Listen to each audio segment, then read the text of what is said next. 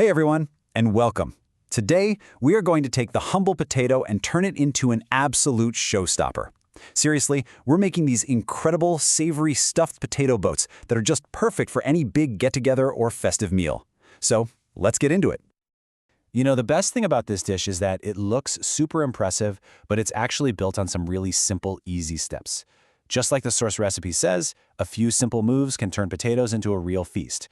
This isn't about getting complicated, it's all about amazing, delicious results. Okay, before we dive into the ingredients, a quick question for you from the original recipe creator.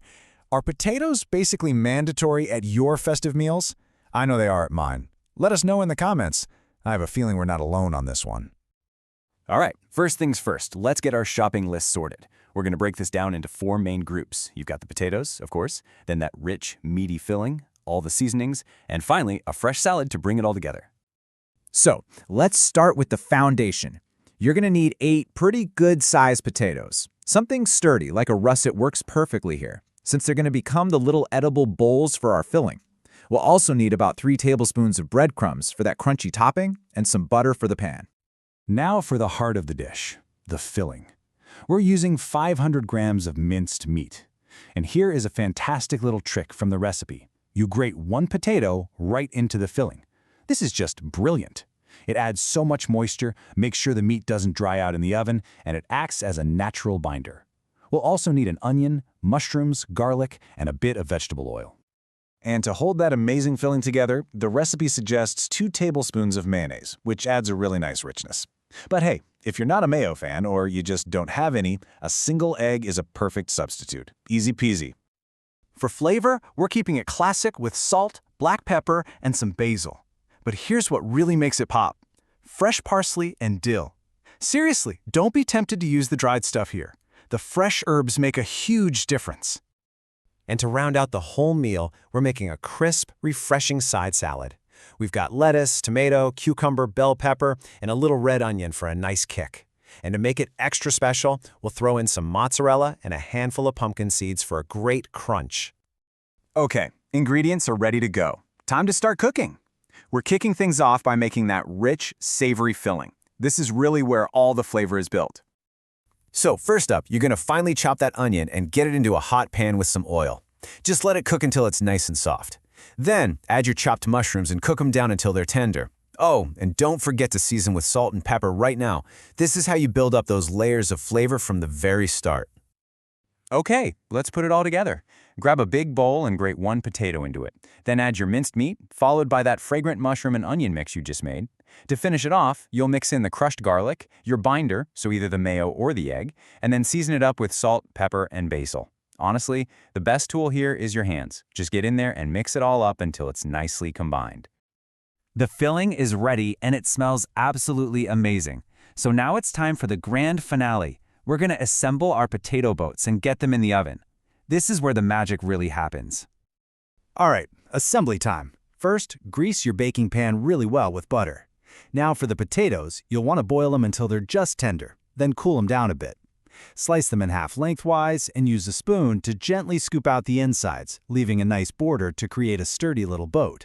Then just pack each potato boat with that meat filling, arrange them in your pan, and pop a small piece of butter on top of each one. So for this first bake, you'll want your oven preheated to 180 degrees Celsius. That's about 350 degrees Fahrenheit for those of you using that scale. Go ahead and slide that pan into your preheated oven. This first bake is the longest part. It's going to take about 50 to 55 minutes. This is to make sure the potato shells get fully cooked and that the meat filling is cooked all the way through and is super tender. After that time is up, carefully pull the pan out of the oven. Now it's time to add the crunch. You're going to sprinkle those breadcrumbs evenly over the tops of all the stuffed potatoes. Trust me, this is the secret to getting that perfect, irresistible golden crust. For this last little bake, we're actually going to drop the temperature just a bit. So, turn your oven down to 170 degrees Celsius, which is around 340 Fahrenheit. Reducing the heat just ensures the breadcrumbs get perfectly toasted without burning. And back in they go. This last step is short and sweet. Just another 12 to 15 minutes is all you need. That's just enough time for those breadcrumbs to turn a beautiful golden brown. And then, they're done. The potatoes are out of the oven, they're golden, they're sizzling, they smell incredible. So what do we serve with them? A fresh, vibrant salad is the absolute perfect partner to cut through that rich, savory flavor. Let's whip up a quick dressing. And this dressing, it could not be easier. You just whisk together some olive oil, a little bit of honey for sweetness, and some apple cider vinegar for that bright, tangy kick. Season it with salt and pepper, give it a good whisk, and you are ready to go. And hey, don't just take my word for it. Our source material backs this up completely.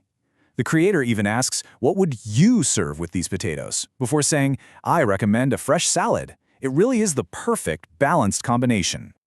And there you have it, a beautiful, festive potato dish that is ready to impress.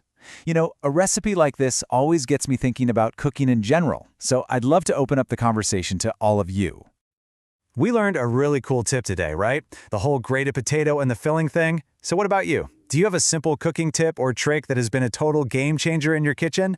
Share it in the comments. Let's build up a little library of kitchen wisdom together. You know, whether you make this for a holiday, a family dinner, or just a cozy night in, I really hope it brings a lot of flavor and comfort to your table. Because that's the real beauty of a dish like this, isn't it? It's so much more than just food. It's an experience you get to share.